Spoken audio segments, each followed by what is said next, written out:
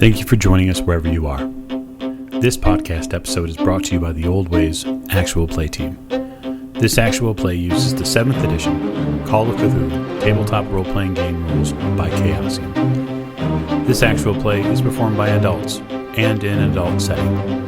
While we try very hard to stick to language for all ages, listeners should know that this podcast may include mature themes. All content, including names, places, events, companies, and etc., that may bear resemblance to entities living or dead, is strictly coincidental. My name is Michael Diamond, and for tonight's game, I will be your keeper. Thank you again for joining us on another episode of the Old Ways podcast. I am your keeper, Michael, and I rejoin with our investigators on Horror on the Orient Express. And so we have a wonderful show prepared for you today. And so we're going to start with introductions. To my right. Hello, I'm Mike, and I'm playing Mr. James Robert Fraser. And to his right. Hello, I'm Rena, and I'm playing Lady Elisabeth Fitzroy, who is very excited to finally find out what's in this book. Perhaps we shall at the end of the table. Hello, this is Giles, and I'm playing Simon Griffith. To his right. Hi, I'm Miranda, and I'm playing Maggie Bellinger. And last but most certainly not least.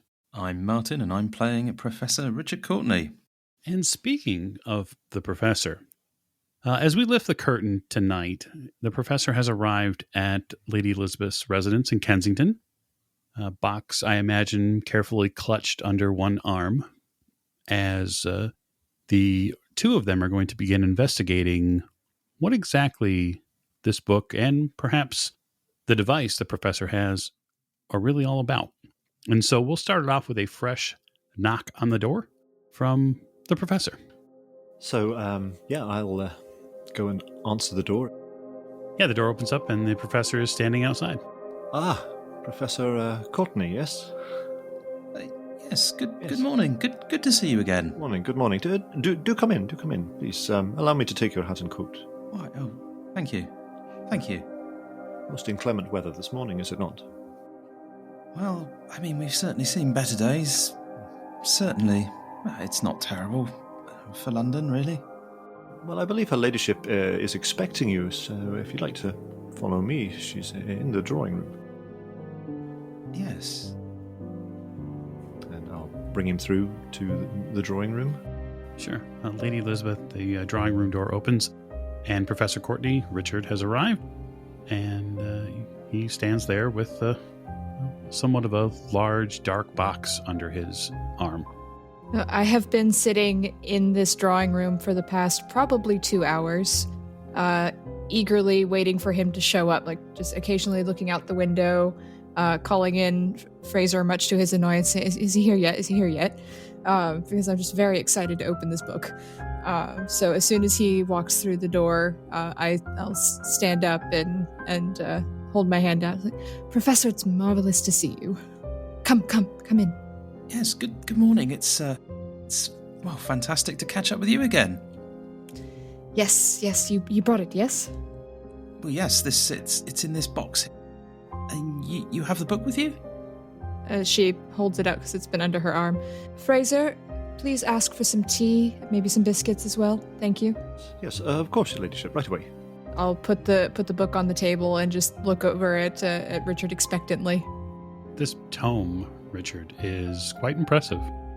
It's probably the size of a large calculus textbook. It's quite something. And the edges are all cornered in metal.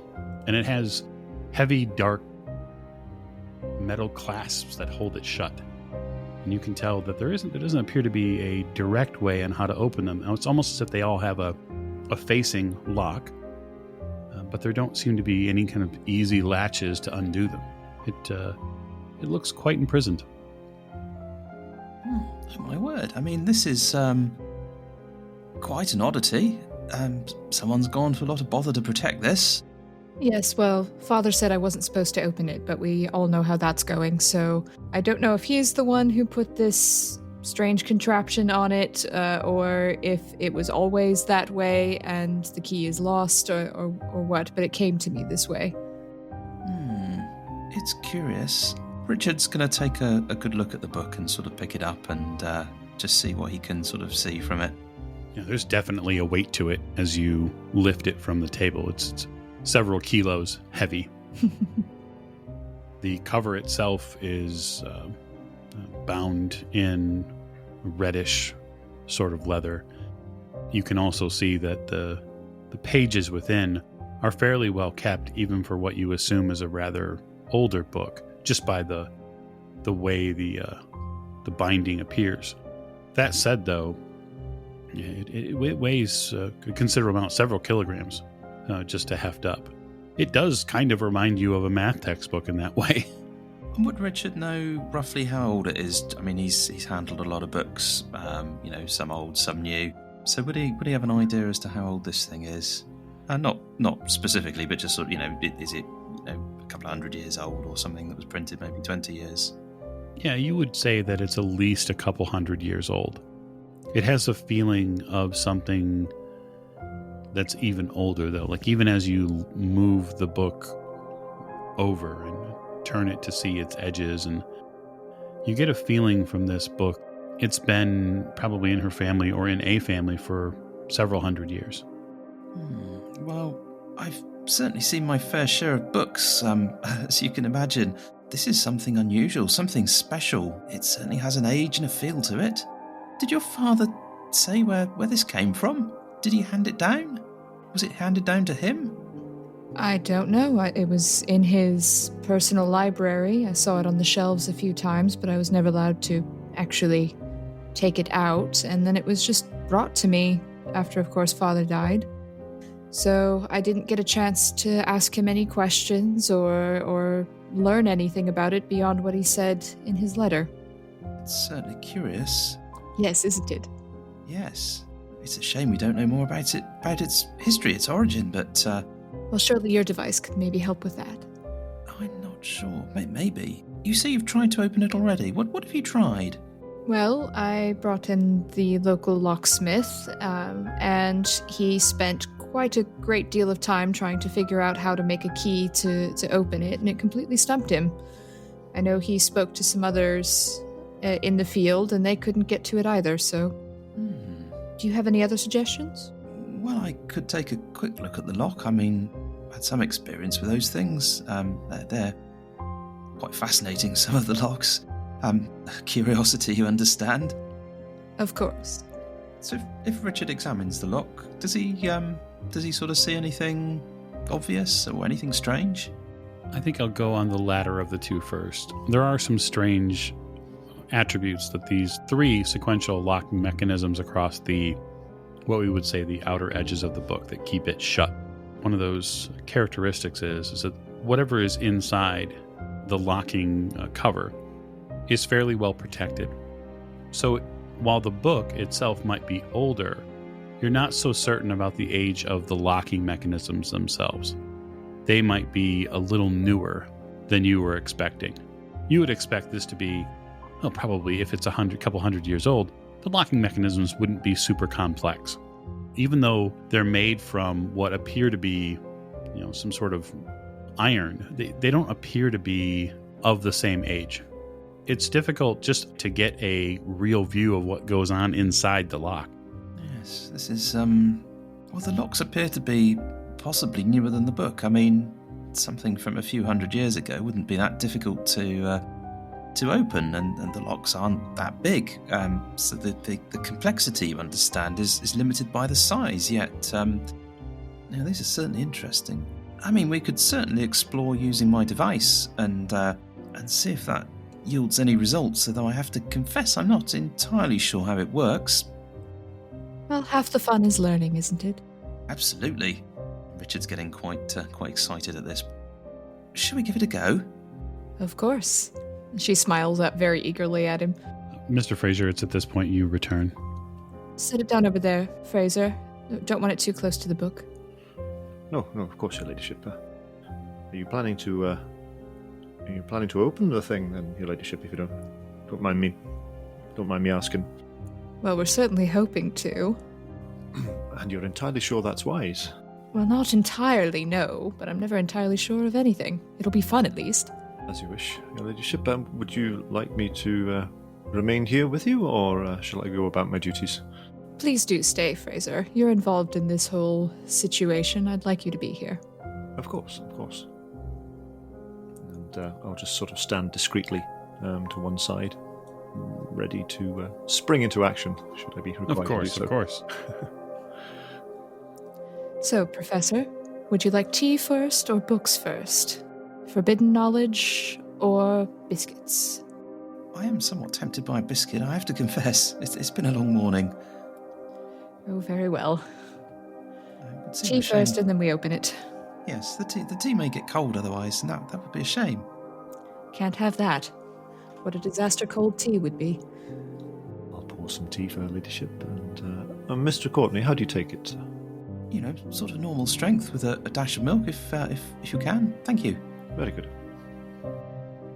Martin, as you're sipping the tea there, Richard gets the sense that there's a sound coming from the box you brought. It's at the back of your perception. It's almost like a high-pitched whine. It starts very slowly at first, outside of your left ear, but it begins to invade the muscles in your neck, and you end up just slightly twitching, and it's gone. Well, should we get to it? Let's get this out.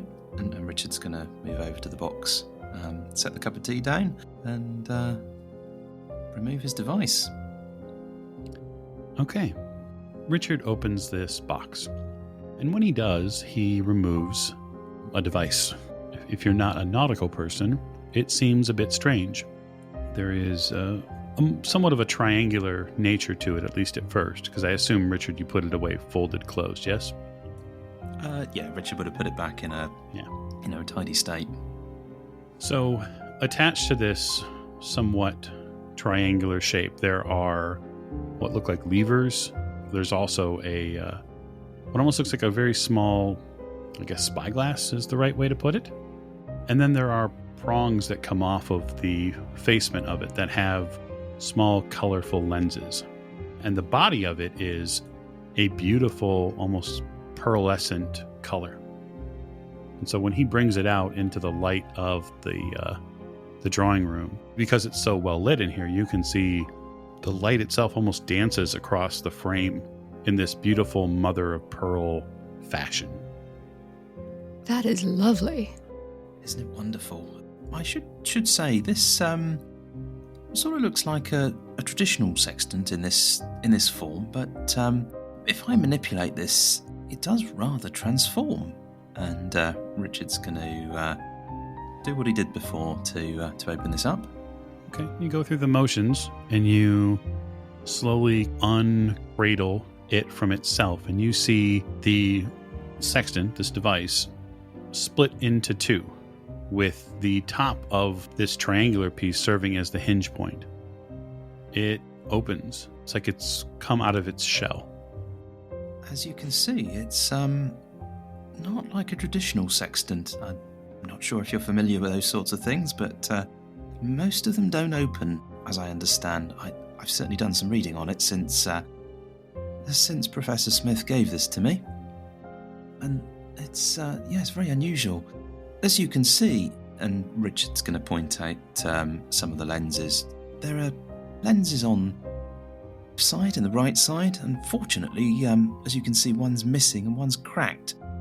I'm very interested to see whether your book contains any information about this, and we might try and repair the missing bits, although it certainly works without it.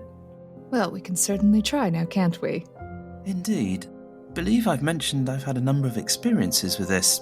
Some of them certainly did take me back into the past. I was able to certainly get a view of things from before, but not quite sure it's always what happens. What do you mean? What else could be happening?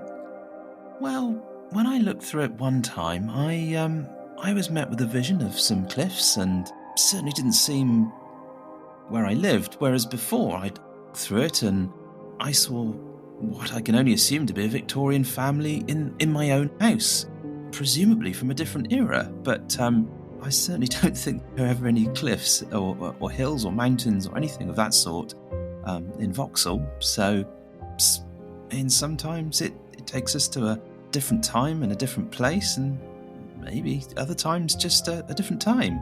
Fascinating. I would love to see how it works. She's staring up at him very eagerly, just like, yes, please.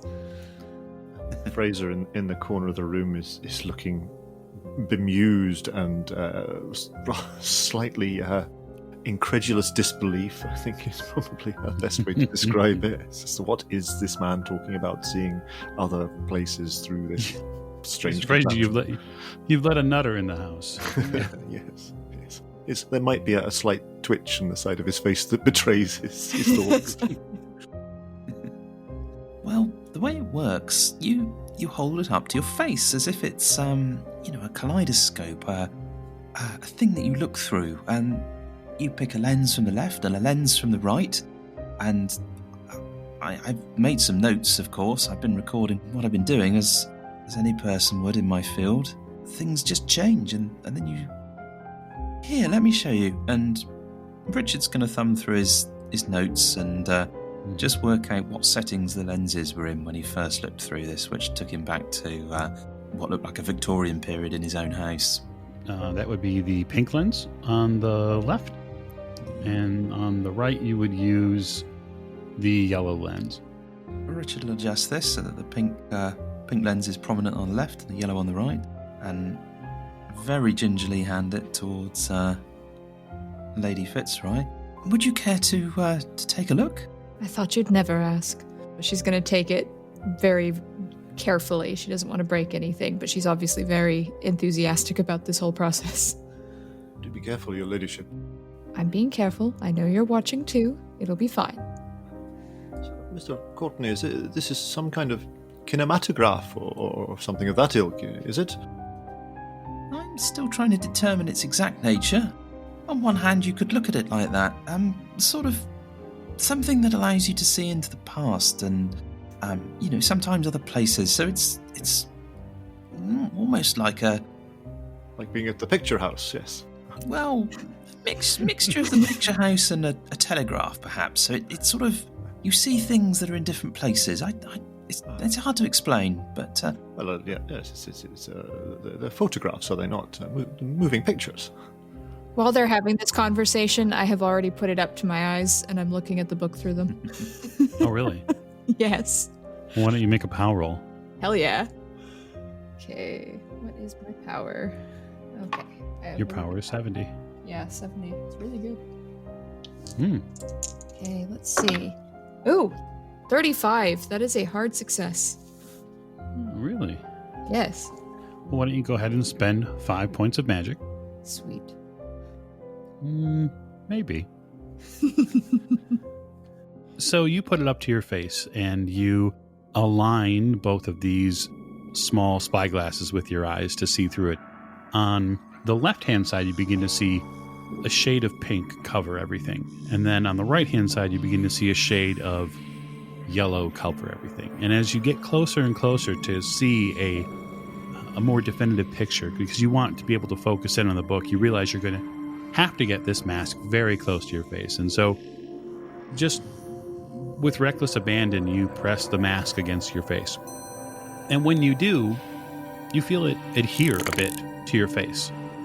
And then you feel it cover the sides of your face, left and right. And your vision blurs for a moment and then is radically different. Your vision goes to something for a moment undescribable. You see the drawing room as it were, but it must be years ago. At the far end of the room where the table is, your father sits. He has what looks to be a large book in his hand. And next to him is a woman, very beautiful, dark hair, olive skin, definitely not your mother. And he seems to be combing over the pages of this book. You can tell that the edges of the book are hard and iron-bound. And so you immediately correlate the book you were going to look at with this same tome that your father has in his hands.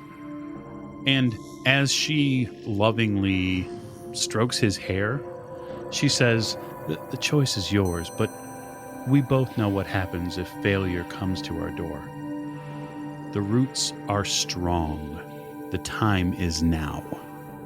So for the other two of you in the room, what you see when Lady Elisabeth puts this up to her face is the almost butterfly-esque mask clamped down on her face, and you see the remaining lens holders.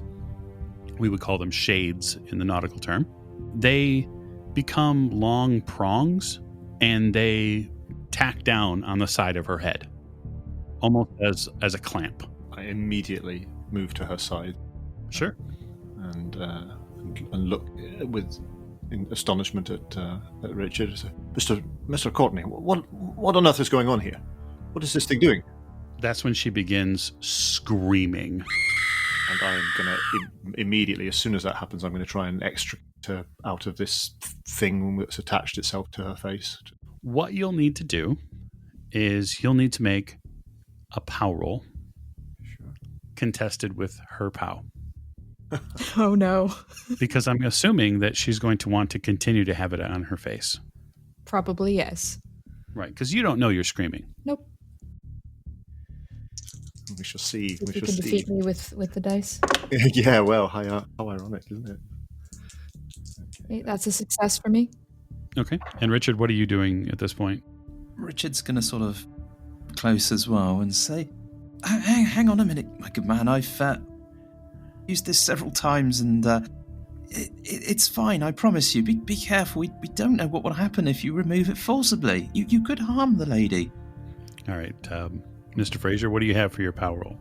Over 55, I have a 12. Oh, Wow. Okay. Thank you, lovely dice. So does that then just be that over 50 over 12, so that's a hard success? And I had a regular success. So you begin to extricate the mask off of her. So as soon as it breaks skin contact with her, the lenses and their armatures release from the side of her face. And there is this wash of vapor that comes off of her face and off the back of the mask. It's almost smoking, although there's no definitive temperature differences in your hand, Mr. Fraser. So I just throw this thing to the floor. Okay. And take her ladyship's arm and say, Your ladyship, are you quite all right? Would you care to sit down? It's very shocking. You feel like you've been woken up from in the middle of a dream. You're a bit tense at this point, Lady Elisabeth. Fraser, what did you do? Just that thing, it attached itself to you, your ladyship. It was harming you. What could I do? I took it off you, of course. Harming me? What are you talking about, man? It had clutched itself around your face. It had the prongs of it were attaching themselves to your skin. It's not right. I'm gonna put a hand up to my face. Like, do I feel like any wounds or anything? You don't feel wounds specifically, but you do feel like someone had put maybe some sewing pins. You don't feel, there's no blood on the tips of your fingers, but you do feel, not, maybe divots is the wrong word, but there are little impressions. But it's not painful per se. I'm sure it was just fine, Fraser. I saw Father in one of his tarts. You were That's screaming, your ladyship. You were screaming. How can it have been fine? I was not. Don't be ridiculous. Mr. Courtney. There's a stiff knock at the door. You can hear the staff. You hear a member of staff outside. Is everything all right in there? Good heavens. I kind of look at her ladyship. I'll deal with this. I'll deal with this. Here, allow me to help you to sit down. I'll sit down crankily. I'll go and open the door a crack and see who's out there. I'm assuming it's Mr. Hughes. It is Mr. Hughes. Yes. Is everything all right? Everything's quite all right, Mr. Hughes. Yes, her ladyship had a slight turn. That's all. It's nothing to concern yourself over. We have it in hand. Thank you. He takes the hint after maybe a heartbeat and then walks back down towards the kitchen. I'm going to leave the three of you there for the moment. I'd like to tune the camera to Maggie, probably at her house with Aunt Edith. Yep. So you've come back now after the events of seeing Professor Smith. So how are you breaking it to your aunt, or are you breaking it that you're leaving? I believe Aunt Edith was excited that I was getting to go off on this adventure, and also that I would be aiding the professor in a way as well in solving his mystery. So yes, I would be packing, but I did have some questions because Maggie is not well-traveled yet. So she was hoping to find out some information about these places that we'll be visiting so that Maggie knows what to pack. Sure. Possibly via a travel agency of sorts or travel book. Yeah, no, there are several travel books and travel guides that you could obtain relatively easily. What specifics do you think you'd be looking for? Partially the climate where we'll be going in the upcoming months so that I know what clothes to pack and if I'm going to need colder or warmer weather clothes. And then maybe if there are any interesting sights to see in those cities. I'm not sure what our schedule is going to be like exactly yet. And maybe we'll have some downtime so we could do some sightseeing. So possibly information on that or just places to stay in the areas. Yeah, you collect a travel guide fairly quickly, and you'll have the ability at that point to research it and just try to make connections as far as suggested hotels or get the appropriate clothes. So France is, I would imagine, not too terribly different in the winter than England is, although I suppose as you move through the countryside, it will be a little warmer, just given its position towards the equator. You do know that the Orient Express also goes towards some colder climates too. So you know at least when you're talking about Belgrade and stuff like that, you would likely need something much warmer. Okay, yep. And I would enlist Aunt Edith's help in packing as well, just to keep her involved.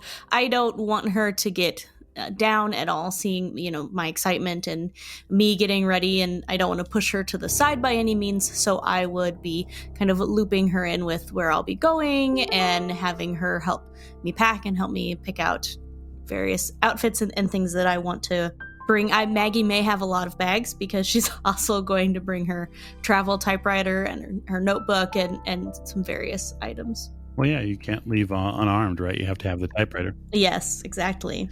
On the contrary, your aunt is almost supercharged by the idea that you're getting out to do something. She feels invigorated, and she can't wait to tell all of her friends at a bridge club or the next social event to tell about how a member of her family is traveling the world and is going on this amazing journey. And yes, and Edith, I'll be sure to write to you frequently so that you have more information to share, and possibly I can even maybe get a camera to take some pictures along the way to send to you. Oh, you must take a camera. I'll see to it that you leave with one immediately. Oh, that would be delightful. I do have some contacts in the local newspaper. Oh. So perhaps if you write me some things, I could get them into the papers here. Oh, wow, that would be great. I mean, that could really, really launch my career as a travel writer. I would be eternally grateful, Aunt Edith. One of the men I know, there's a Mr. Mahoney that runs a paper here locally. It's a little more on the flirtatious side socially, but it wouldn't be difficult for me to suggest some of your writings to him. Oh, Aunt Edith, Mr. Mahoney and the professor? Well, we're just friends, dear. I'm just, you seem like quite the catch. You have these men flocking about you, Aunt Edith. I'm, I've aged like a fine wine, I think. She seems to gesture a bit to her. I couldn't agree with that more. I should probably write to Father as well and let him know that I'll be traveling about. Oh, well, yeah, absolutely. I'm sure that your father would love to know that you're going on a grand adventure. That may be a strong word, Aunt Edith, but I do think that he would appreciate me sharing with him where I'll be. Wonderful. Well, if there's anything that I can get you beyond the camera, then you let me know. Of course, Aunt Edith. And we'll have to have, maybe before I set out, we'll have to have just a grand dinner, just the two of us, maybe. That sounds wonderful. All right, so I'm going to shift the camera to Simon, and I'd like to get an idea of how he is preparing specifically to begin this journey. as he is a man of preparation. Well, first I'm going to begin by telephoning Pierce. Okay. Not hard at all. Excuse me, ma'am. May I speak to Major Pierce? Major. Yes, of course. One moment. She you on hold for a second, and then you get through to him. This is Pierce. Major, apparently we are moving. I will be traveling, so I'm going to need to make some preparations. Of course. Do you know by what method? Train. Let's see. All right, then. What type of arrangements can I help? I'm going to need some supplies, sir. Absolutely. You hear the phone shift a bit.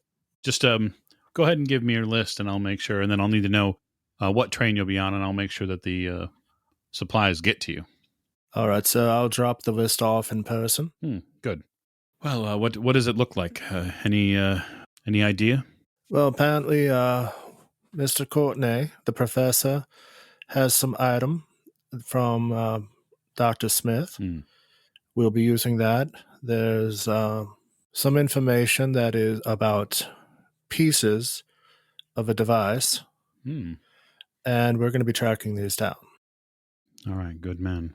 Now, make sure before you leave London, you don't leave any stones unturned here. These Turks are synonymous with double crosses and foul decisions. It's funny you should mention Turks. We've been having some issues with them. Well, we got advance word, just recently that there may have been a dig upset in that northern Greece area I talked about. And it's possible the people who did the upsetting there were Turkish. Can you have that information ready for me when I drop off my list? I'll do my best. It's not much.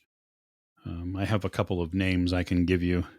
I don't have any pictures, but I can give you an idea of what they were trying to do. It seems the contractors that Professor Smith was using were all murdered. That's unfortunate. It is, but it shows you specifically what they're willing to go to, which is why your supplies, they're going to have to be up to snuff. Absolutely, sir. All right, then, when do you plan to stop by? I will drop the list off in about 2 hours, sir. I'm going to pack my regular bags, pick up my sundries, and, yes, sir, be prepared. Wishes you a good day and hangs up the receiver. I'm going to finish packing my bags that I have at the boarding house. I'm going to head over to Clothier's, the tailor that Pierce mentioned, and I'm going to check out to see if I can have a couple travel suits tailored. Mm-hmm. Yeah. Just basic suits, like tweeds or whatnot. Yeah, it shouldn't be any issue. They have some things on the rack they might be able to closer match, make it a little faster. But other than that, it's not too much of a trouble for them to get it done for you. And do they have any boots? Oh, absolutely. A full selection. All right. An actual pair of boots, not military, that go up all the way up the calf, but a pair of boots that, say, would be worn in Africa. So yeah, there's probably quite a few. I wouldn't say surplus is the wrong word, but the style would be available anyway if you told them what you were looking for. Okay. So that's not difficult at all. Okay. And otherwise, I'm going to go by a bookshop and look for 1 or 2 books regarding the Orient Express, this travel, and anything on Greece as well, plus a book on basic learning Greek if they have those. Give me a luck roll. So the book on the Orient Express and then travel and whatnot is relatively easy to get a hold of. Books on Greece are relatively reasonably easy to get a hold of. Learning a language is a little different.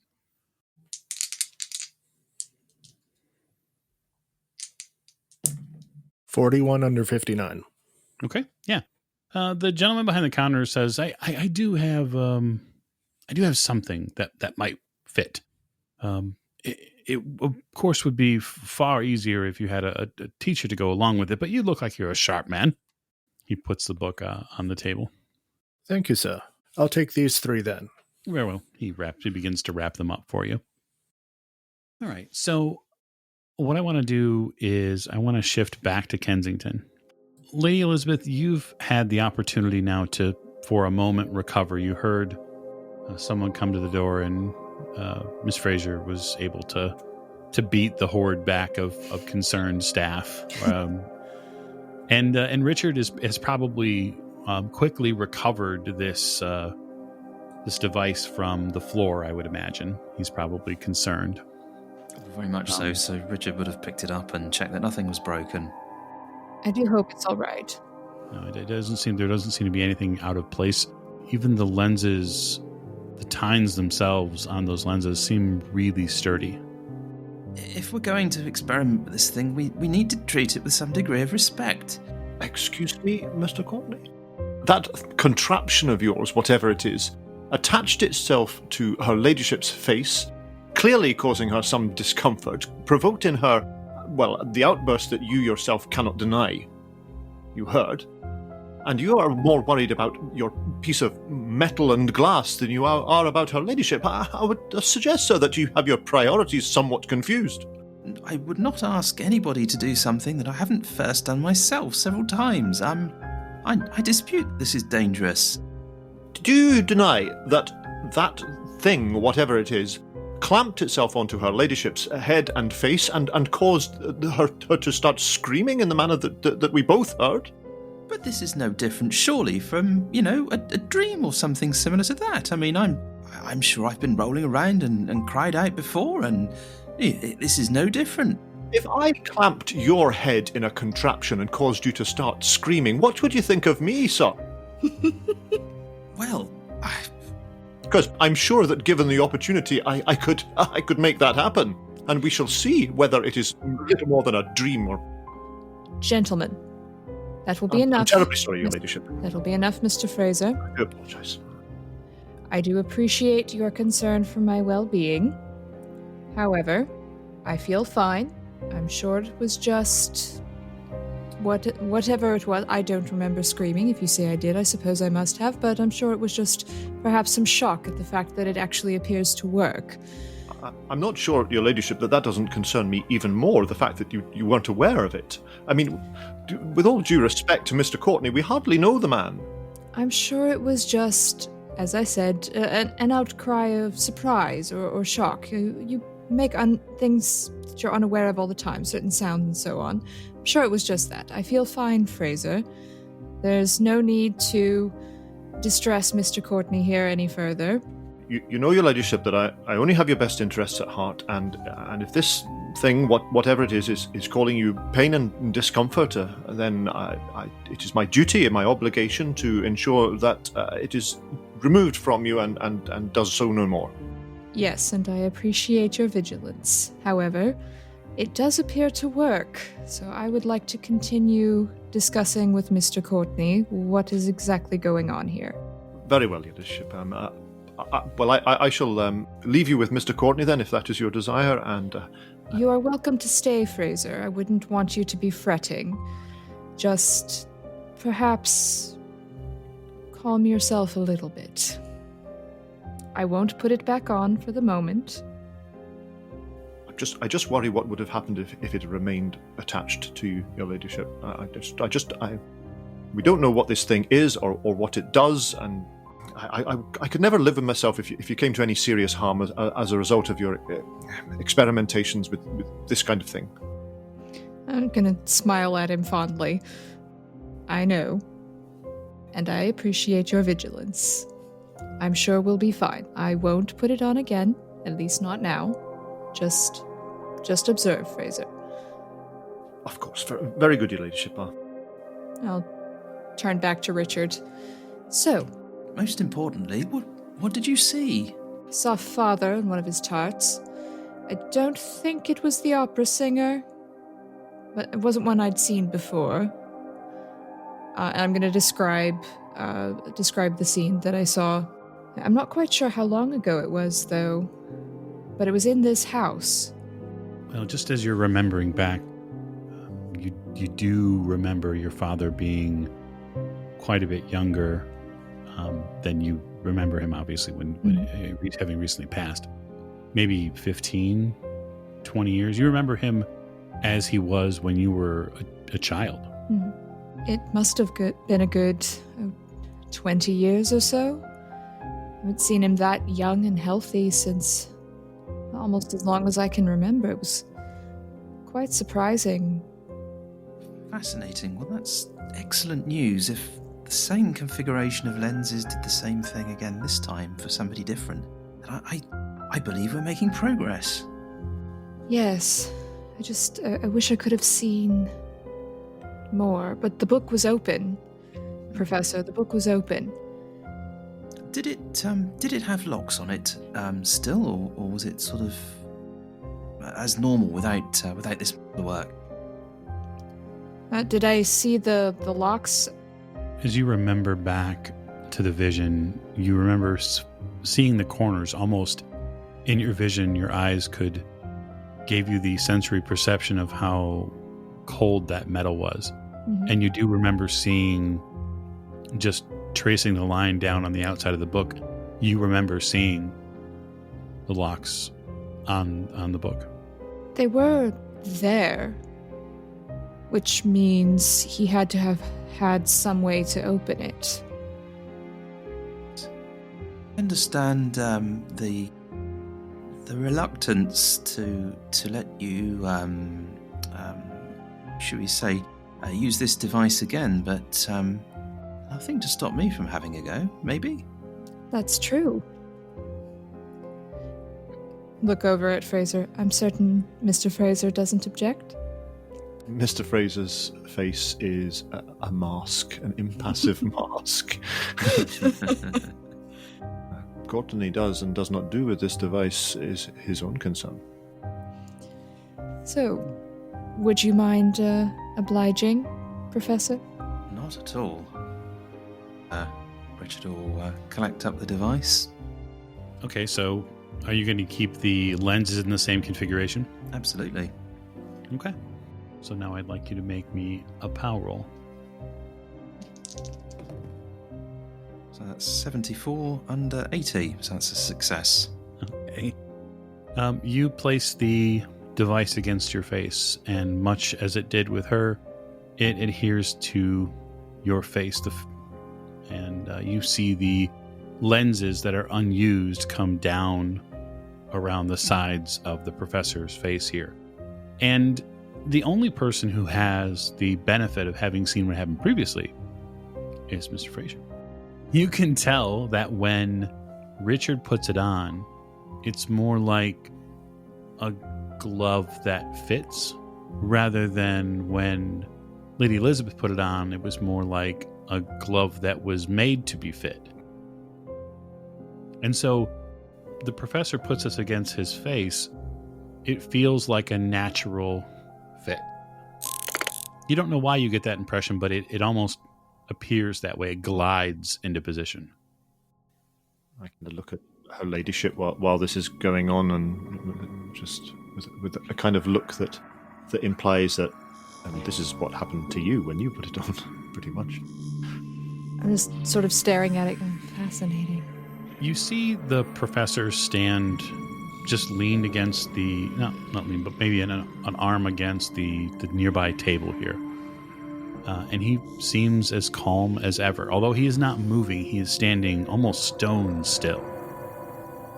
Richard, you are whisked away through your vision to a place you've never seen. You see rolling foothills, a beautiful mountain in the background, which is framed by dark skies and clouds. The earth and the trees here are thick and old.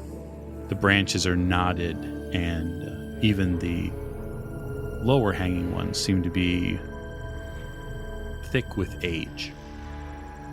Outside this thick forest, but just a few paces from where you're standing, there's an earthy hut that sits in the ground.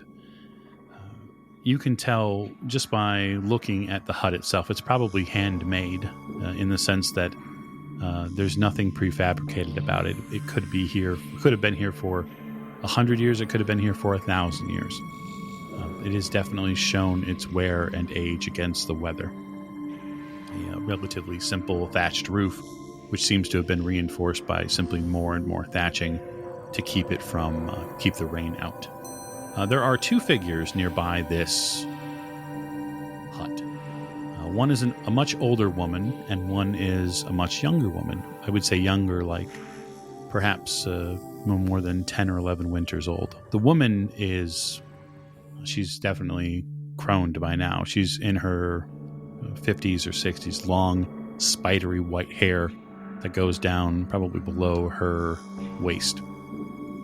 And she's stirring a mighty pot, a huge cooking pot that's on top of a simmering fire, and you can see the waves of smoke and cooking heat come out of the pot itself, and she seems to be stirring it with a very deft hand. As the stew is continuing to move about, you can see that the younger woman is definitely, or this girl for that matter, is looking into, she's trying to get up on her toes to see what's in the pot. And you're drawn closer, your vision is drawn closer to this pot. And as it draws closer, the spoon is pulled from this stew pot. Inside the ladle of this spoon, there's a deep red sauce. And connected to it, there seem to be bits of some sort of chicken. Perhaps it's a chicken with skin still on the meat and bone. And she seems to scoop it around a bit until she gets a good portion of this collected food. And then she cradles this young girl's neck and feeds her a very hearty spoonful. And as the child takes this into her body, you feel almost a sense of appreciation from the youth. But really, it isn't until that sauce, which dribbles down her chin and onto her neck, it really isn't until that happens that you get the sense that it isn't chicken. And that something awful is happening here.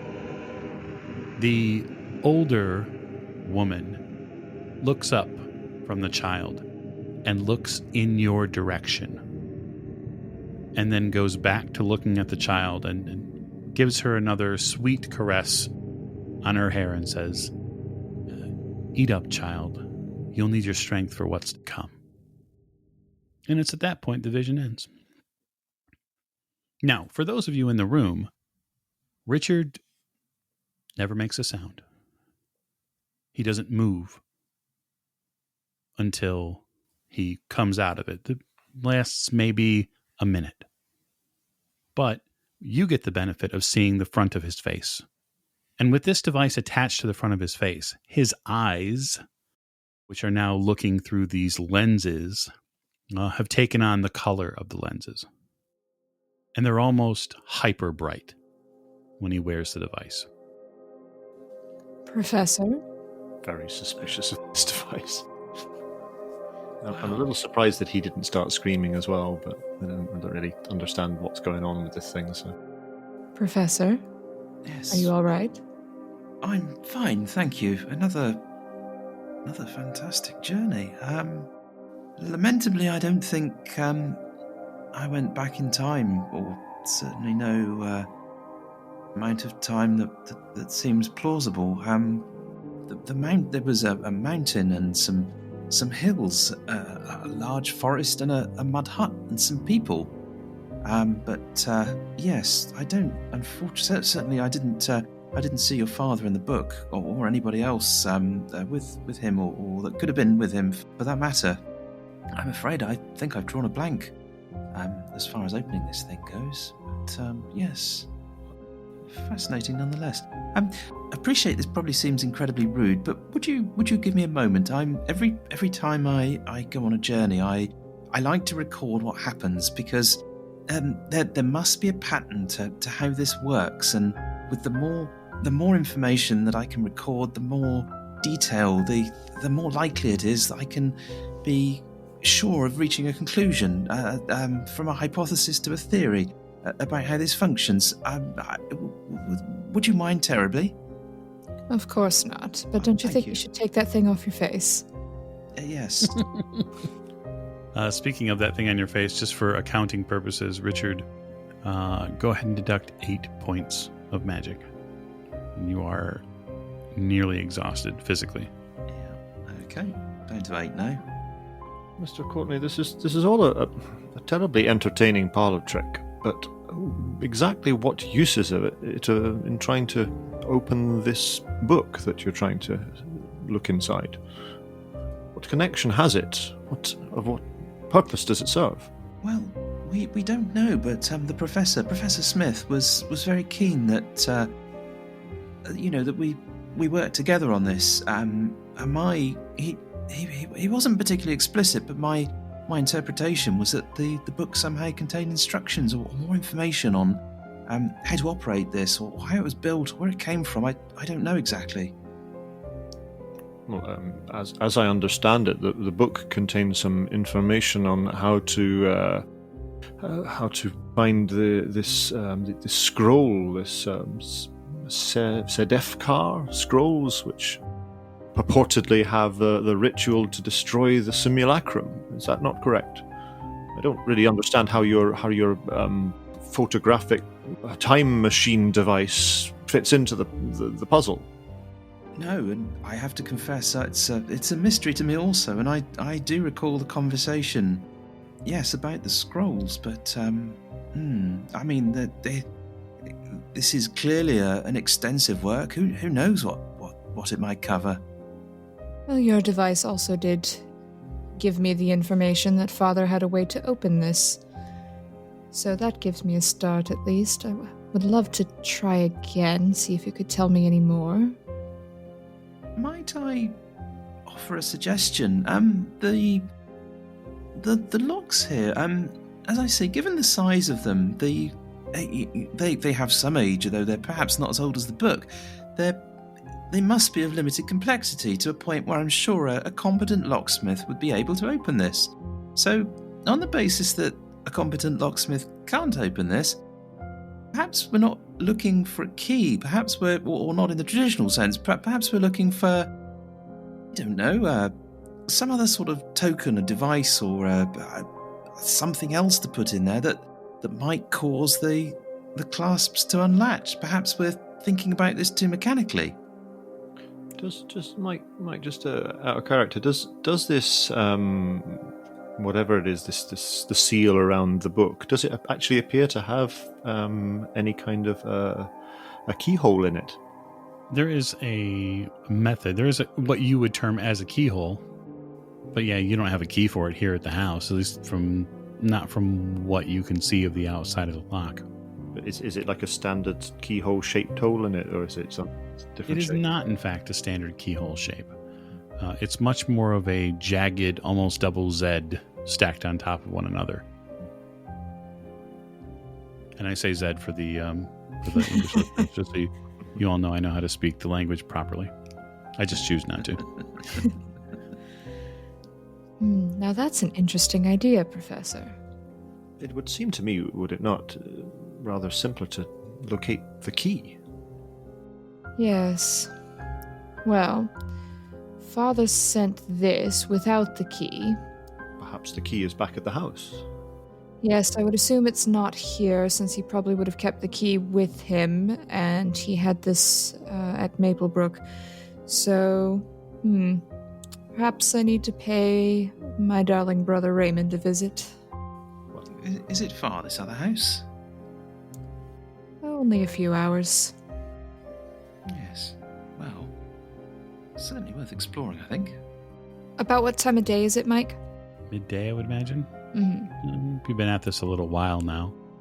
So, shall we plan a trip tomorrow? Day trip. If we go early in the morning, we could be back in the evening. Of course, your ladyship. I'll make the arrangements. Thank you. Of course, don't tell Raymond why we're coming. You can make something up, I trust you. Yes, of course. I'll speak to the staff there and let them know that you're coming, and they can prepare your room for you. And Mr. Courtney, we'll have a room prepared for yourself as well, of course.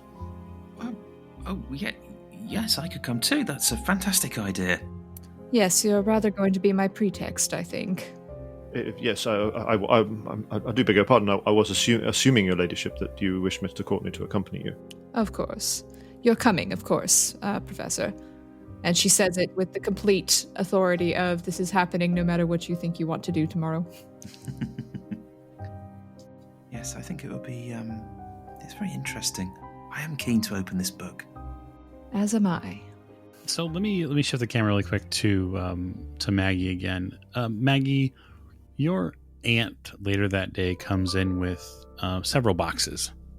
Okay. She arrives with hat boxes and luggage boxes and all sorts of things that just spill out all over the place. She is more than happy to help you pack. She also comes in with something that looks relatively new. She said, "I've had staff here go and pop down and get me one of these new cameras. And so I want you to take a look at it and make sure that you know how it works." Oh, yes, of course. I'll have to familiarize myself with it. She opens the box up, and you see that the camera is way more compact than you thought it was going to be. Oh. Well, this is quite travel-friendly, Aunt Edith. It is. It's made by a German company. They said it's the newest thing. Yeah, how interesting that they can pack so much into such a tiny little case here. Oh, it's fascinating. It's a 35 millimeter camera. Mm-hmm. And it's got all sorts of knobs and dials on it. You'll be able to, and it even seems to have some sort of thing that comes up, like, and you see that there are numbers on it. Yeah, the most advanced of technologies. Yes, that's right. But yeah, the case is actually fairly small in comparison to what you were expecting. Familiarize yourself with it before you go. Make sure that you know how to use it. I want to see every picture you can possibly get me. Of course I will. Perhaps I could take a photo or two of you even, Aunt Edith, before I leave. Of course. She stands up against the wall, and you see she does this kind of strange, almost Art Deco, like French pose against the wall, and she kind of tilts her hand back, and she covers her forehead with the back of her hand. It is so difficult to be this beautiful. You must understand it's tiring. Oh, I can't imagine, Aunt Edith. All right, well, so have a lot of you decided when you're leaving? No, I was just thinking about that. I haven't heard from the Lady Elisabeth or Mr. Fraser or anyone yet. Unfortunately, it seems like we have quite blundered our coordinating of events. Well, I always say, be on the uptake and go rattle their cages. Don't get left behind. Oh, of course, yes. I do know where the Lady Elisabeth lives now, so. And I believe she loves it when I show up unannounced. As any American should. Of course. She leaves you to your packing and your camera examinations. Yes. But I've been working on my letter to my father, so oh, wonderful. I will have that prepared. Wonderful.